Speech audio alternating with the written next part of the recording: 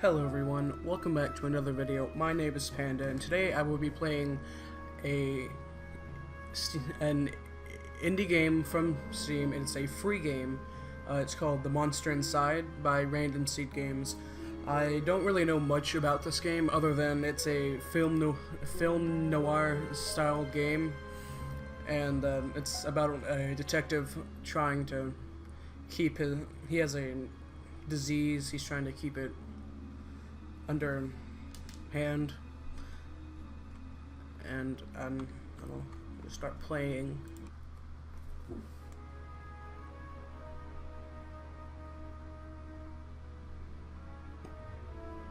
My head pounded, ears still ringing slightly. Some sort of worst nightmare I had in years left me feeling like I'd been punched in the jaw.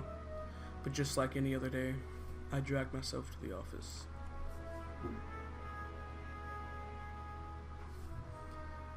There was another note on the door from Mayor Venetti's office. Permits out of date. They didn't look like much, and were trying to drown me in paperwork. It was a slow week since I had had any real case to work. So I passed the time pacing the office, smoking, and started staring at the mirror in the corner, safely covered with an old bed sheet.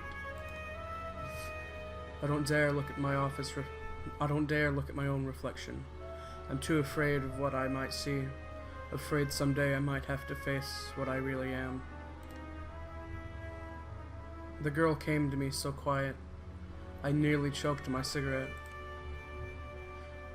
Mister, you gotta help me, please, mister. We can either go with, calm down now, sit and talk slow. Yeah, what can I help you with? You ever hear of knocking first? I feel like this character would say something like this. You ever heard of knocking first? I'm sorry, I didn't mean to intrude. It's alright. Sit down and tell me your tale. She eyed me with just a dash of suspicion as I tossed back a full hand of pills and chased them with a swig of whiskey. I could tell this might take a while. Her name was Lily. She told me she was his mistress, the man all over the newspapers, the infamous banker, Mr. Reginald Farnsworth. Mr. Farnsworth was a drunk, philandering bastard. His girl screamed, genuinely concerned that he would recently gone missing. Less concerned about the fact that Mr. Farnsworth's wife had just turned up dead in Central Park 2 nights ago. I don't know, I don't understand. He just couldn't have done it. He hated his wife, but he couldn't have killed her. Everyone thinks it was him, and no one believes me. He's gotta be in trouble. I ain't saying much, I believe you, but what makes you think he's in danger? Because he looks pretty simple. Well, mister,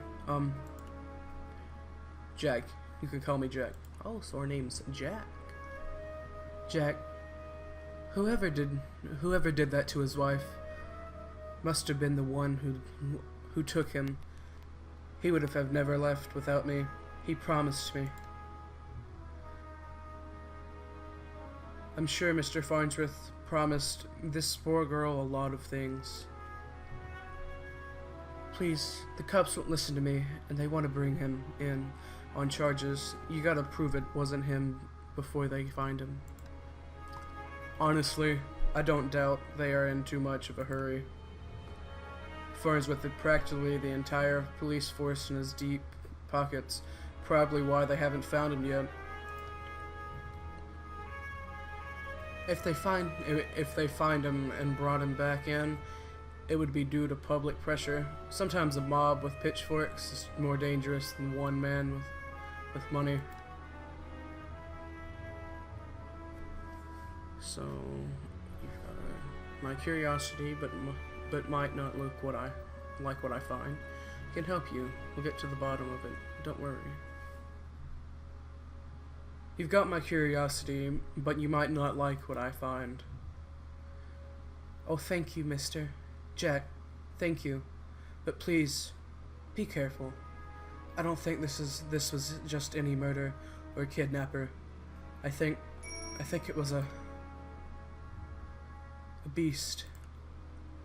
So, in this game, there's magic and lurking beasts, so you have to be careful. And it, I guess, beast. The word struck me funny, like when you jar your elbow on a hard corner. Not a word many use these days, except in hushed whispers and bedtime stories for children. Oh, they were real enough, alright. They just got better at hiding, controlling their unseemly urges, but I hadn't seen any monsters in nearly 15 years, back when I was still a cop myself. There's a lot of speech choices in this game. There's multiple ways of playing it, I guess. You can either go with the dark, brooding detective, or like a light-hearted and caring detective, or you could kind of go in the middle of it and be both at times. I think with the course of this game, I'm going to be the deep, brooding detective. Gonna be Batman. In this playthrough. That was something that fell. Sorry.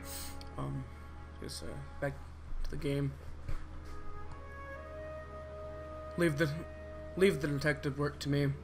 Let's not jump to conclusions here. I just have a feeling about it. Something tells me you can get to the bottom of it. You're good at this sort of thing. Sure. Can't you see how busy I am with cases? I replied a little too harshly. Sarcasm wasn't my strong suit. I reassured her some more and sent her on her way. I didn't want to scare her, but I warned her before she left to keep her doors locked and call me if I saw anything suspicious. I don't know if she was in any danger herself, but better be safe than sorry. So this game has 7 chapters in it. I make a video when each chapter. So if when I get to chapter 2 on this, I will either continue on playing or will end it there and see how it is. It just depends on how long the video is. That night I made my way down to Central Park. It was a long shot, but maybe there was something there the cops had missed. Well, let's enter chapter 1, so I will continue on playing to chapter 2 and see how long it is there. The scene was already picked clean by the cops days ago, but I've got a knack for finding the things others overlooked. A knack, more of a symptom, a condition. Other, less useful symptoms I kept in check, but for the time being, my keen sense of smell would come in handy. It was faint, but I could smell it there before I even approached the police line. The scent was less of a thing and more of an emotion. Seduction. A strangely familiar smell. I expected the scent of trepidation, or maybe even outright fear, but Miss Farnworth seemed to have been at the height of pleasure when she left this world. Brought new meaning to a crime of passion. punishing the thought from my mind. Pushing the thought from my mind, it was time to get down to business. We have to investigate the crime scene. Muddy footprints everywhere, difficult to pick out anything from the prints the cops left behind in their haste. But cops don't wear a $2,000 pair of shoes, pair of carcinoes. It looked like Mr. Farnsworth was there that night and walked away on his own 2 feet. Maybe the tree. A burn mark on the nearby tree caught my eye. I ran my finger along its length and felt a chill down my spine. This wasn't just any burn mark. This was the mark of an accident. Ancient magic. It's doubtful that the cops would have picked up on it. Could Lily have been right? Something unnatural was at play here. But I was no stranger to the strange. After looking around for a while longer, I realized the park had given up all it was hiding from me. So I trudged back to my apartment. My head hit the pillow like it owed me money. So I'm going to stop the video here, and I will see everyone in the next chapter.